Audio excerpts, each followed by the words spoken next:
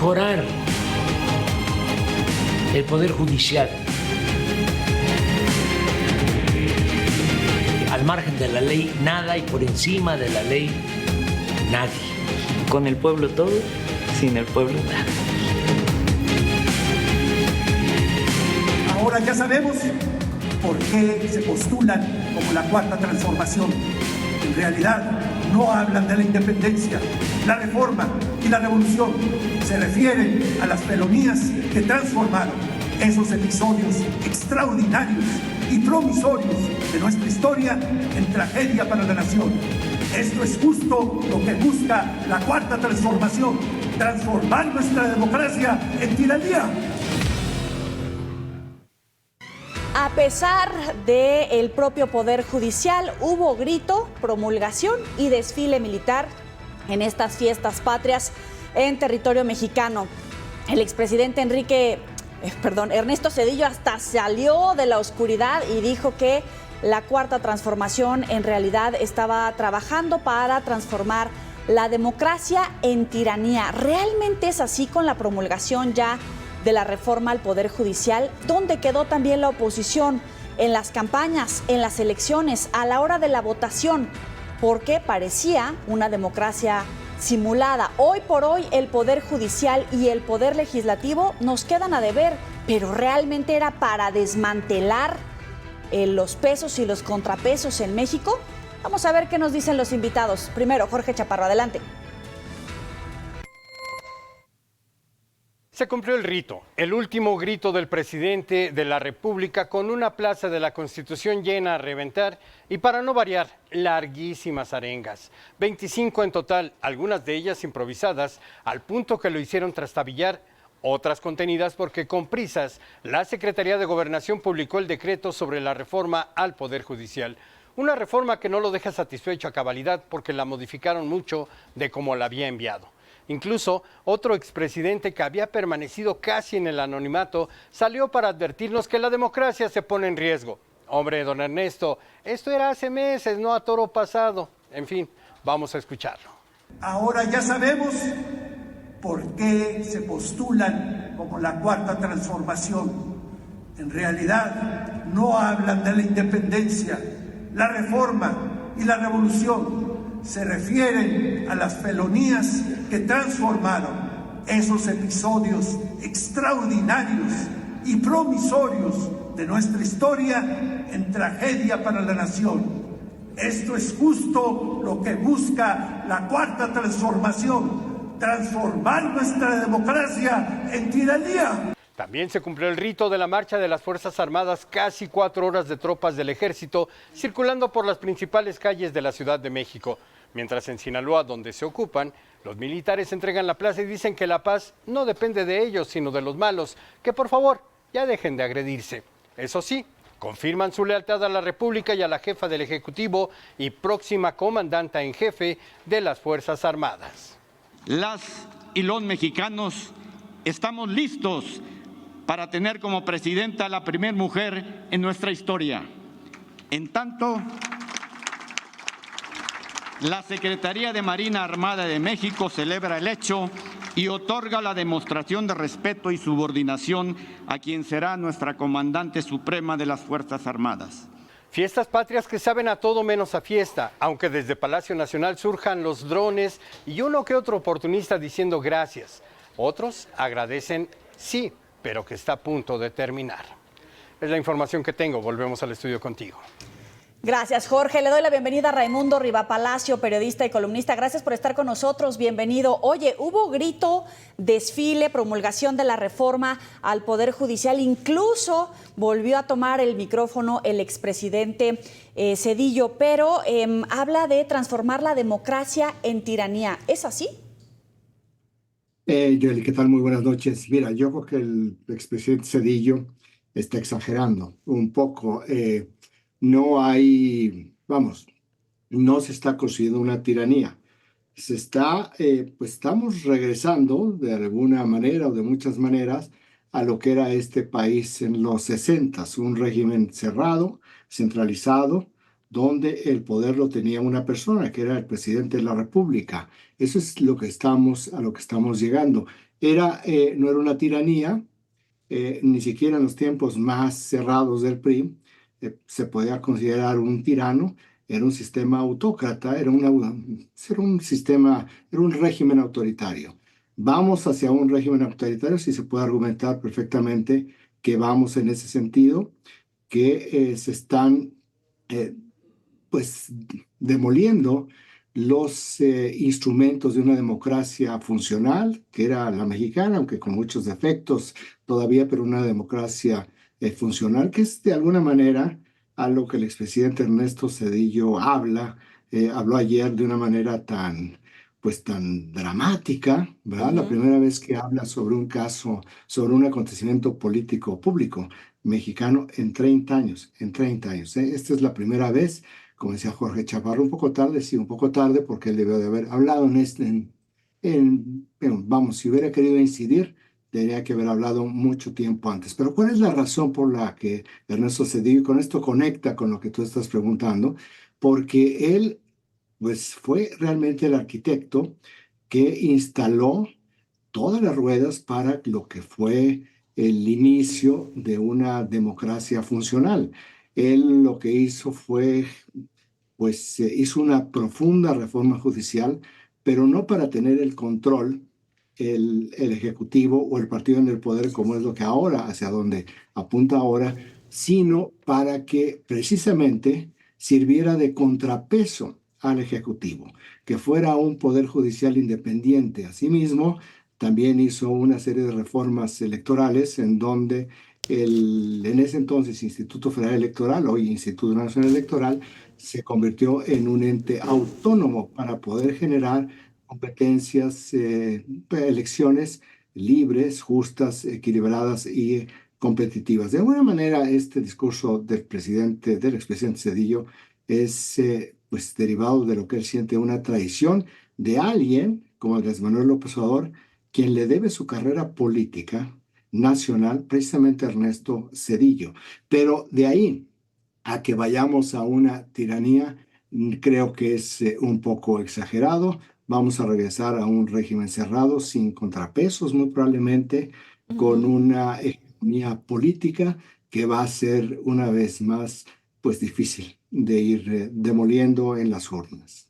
Claro, pero es interesante que tú reduzcas incluso el discurso que daba el expresidente Zedillo, pero escribía recientemente que las designaciones que había hecho Claudia Sheinbaum, tanto en Marina como en la defensa, era un golpe en la mesa, suave, sutil, pero al final era una marca para definir cuál iba a ser el rumbo de su gobierno, no repitiendo en las carteras a los actuales titulares. Pero hoy el secretario de Marina decía que los mexicanos estamos listos para una presidenta, incluso expresaba la subordinación de las Fuerzas Armadas a la próxima presidenta. ¿Qué significa y sobre todo cuál va a ser el mensaje de fondo? ¿Realmente va a haber una subordinación de las Fuerzas Armadas tal cual a la presidenta o sigue el culto a López Obrador? Mira, definitivamente sigue el culto a López Obrador, y yo creo que el culto a López Obrador va a ir más allá de la propia vida de Andrés Manuel López Obrador. Yo creo que pues, lo que vamos a ver es un fenómeno como el argentino con el peronismo, que el peronismo vivió más allá de Juan Domingo Perón. Yo creo que esto es lo que vamos a vivir. Ahora, esto no significa que el obradorismo va a ser un régimen de 70 años como el PRI. No sabemos qué es lo que va a ser, pero tampoco se puede anticipar y decir esto es lo que va a suceder. Me voy ahora a lo que dijo el secretario de la Defensa. Lo que hemos visto es una salamería de todos con respecto al presidente. La forma como él plantea la subordinación, pues se escucha como un lacayo. Y en realidad lo que en el fondo está planteando es lo que han sido las Fuerzas Armadas a lo largo del México, ya fuera de los generales, que han sido muy institucionales y han reconocido como comandante en jefe de las Fuerzas Armadas a quien encabeza el Ejecutivo. Es lo que en el fondo dice el secretario de la Marina. Ahora, uno puede perfectamente argumentar, pues van a ser institucionales hasta que ya no son institucionales, como sucedió en Chile con Augusto Pinochet. Pero aquí vuelvo a hacer un acotamiento. ni Chile, ni Venezuela, ni ninguna otra nación latinoamericana tiene 3.200 kilómetros de frontera con Estados Unidos. Es decir, si no son institucionales en el fondo, tienen que serlo en la práctica, porque ningún gobierno de facto será reconocido por Estados Unidos. Esto ya se lo han dicho en repetidas ocasiones en el pasado a los militares. Entonces, sí, que no quede duda que van a ser institucionales y que van a reconocer a Claudia Sheinbaum como la presidenta legal y legítima de este país. Quien no la está reconociendo es el presidente López Obrador. Mencionabas tú sobre los nombramientos de los jefes militares, el secretario de la Defensa Nacional y el secretario de la Marina, pero si nosotros, me voy a ampliar hacia el gabinete, de los 23 cargos de gabinete, 23 cargos de gabinete, son 13 secretarios de Estado, a quienes le ha impuesto el presidente López Obrador a Claudia Sheinbaum. 13, en los cuales están, pues, prácticamente los más importantes. Está Relaciones Exteriores, está la Secretaría de Gobernación, que es como el Ministerio del Interior, está el secretario de la Marina, el secretario de la Defensa. No, ahí fue una posición de compromiso. Está la Secretaría de Bienestar, que es el aparato electoral que maneja los programas sociales en este país. Está la Secretaría de la Función Pública, que es muy importante, porque la Secretaría de la Función Pública es donde hay una persona incondicional del presidente López Obrador, y ahí es donde se revisan todas las acusaciones de corrupción en el sector público, que hubo muchísimas en esta administración. Sí. Te menciono yo algunas porque está totalmente amarrada, y adicionalmente le está imponiendo funcionarios en el gabinete legal y ampliado, particularmente, y con esto no voy a extender, pero esto me parece que es muy relevante, en dos áreas que son la Secretaría de Salud y el Seguro Social y el Infonavit. ¿Por qué te menciono estas como dos áreas fundamentales? Porque son las dos que van a tener recursos presupuestales para hacer algo diferente que no está implementado. Hospitales y vivienda. Y esas dos personas no responden en lealtades a Claudia Sheinbaum, sino al presidente López Obrador. A ver, la presidenta es Claudia Sheinbaum, pero ¿quién tiene el poder? Porque al final las Fuerzas Armadas tienen un poder como no se había visto, tienen un presupuesto, y viene la reforma, evidentemente, de la Guardia Nacional. Por eso yo mencionaba el tema de la frontera común con Estados Unidos, y el equilibrio y el garante de la institucionalidad de las Fuerzas Armadas la tiene Estados Unidos.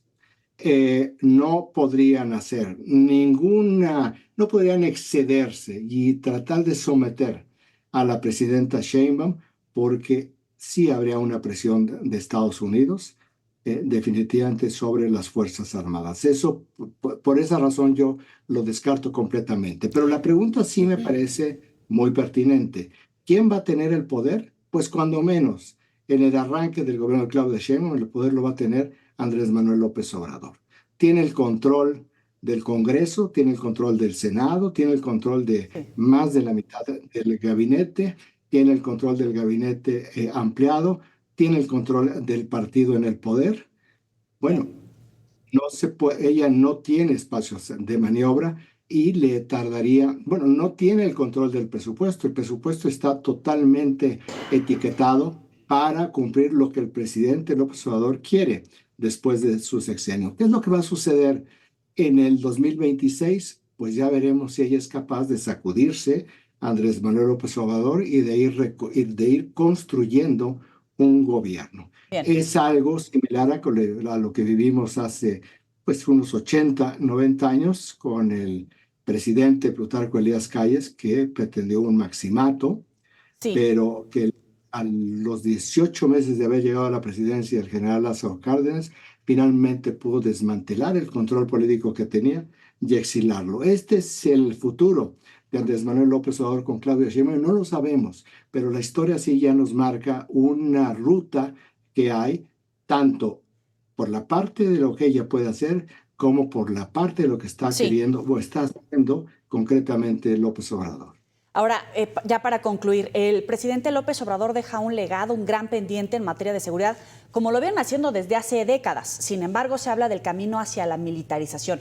¿Era la única vía para resolver el desastre que hay? Para mencionar solamente en estas semanas recientes, Sinaloa, Michoacán, Chiapas, ¿es la única manera? ¿Así va a pasar a la historia o qué le quedaba a Claudia Sheinbaum también? Bueno, cuando la historia revise los resultados del presidente López Obrador, va a quedar pésimo. Lo único que ha sido totalmente exitoso es en la propaganda, que le genera una popularidad asombrosa. Es muy importante la popularidad que tiene, con la cual se va, y la devoción que ha generado y el cariño que ha generado en muchos sectores de la población. Eso sí, lo demás no. Ahora, el planteamiento, la militarización era necesaria. Si nosotros vemos el planteamiento del presidente, pues es un fracaso. Prácticamente, con 2 meses menos de gobierno de los que han tenido sus antecesores en este siglo, que han tenido sus antecesores, pero particularmente en este siglo, los presidentes Enrique Peña Nieto y Felipe Calderón, en donde se dio una alta incidencia con el crimen de homicidios dolosos con el crimen organizado. Con 2 meses menos, tiene ya el doble de los homicidios dolosos que tuvo en el sexenio Felipe Calderón, y rebasa por más de 30,000 a los que tuvo Enrique Peña Nieto. Es decir, lo que ha sido su administración en términos de la seguridad es uno de los fracasos más notables y monumentales que se ha tenido en alguna política pública en la historia de este país. Ahora, ¿se requería las Fuerzas Armadas en la calle? Sí, sí se requería, porque las grandes deficiencias que tuvieron los gobiernos de Peña Nieto y de Calderón es que no fortalecieron lo que era necesario para poder ayudar en el combate, en la estrategia macro de combatir a los grandes cárteles de la droga, que es el fortalecimiento de la seguridad pública a nivel local. Los policías locales, aquí por la división territorial, los policías municipales, los policías estatales, no se hizo. Tampoco lo hizo López Obrador, sino al contrario, los castigó más en términos presupuestales. Entonces, ¿se requerían las Fuerzas Armadas? Sí, pero se requería que se modificara la ley como lo pretende para que la seguridad pública quede constitucionalmente en manos del ejército. Definitivamente no. Eso no, porque eso lleva a la seguridad pública bajo control del ejército. Eso solamente se da en dictaduras. No es una dictadura México, pero esto sí se lo está dando. Raimundo Rivapalacio, como siempre, qué placer platicar contigo. Muy buena noche. Muy buenas noches.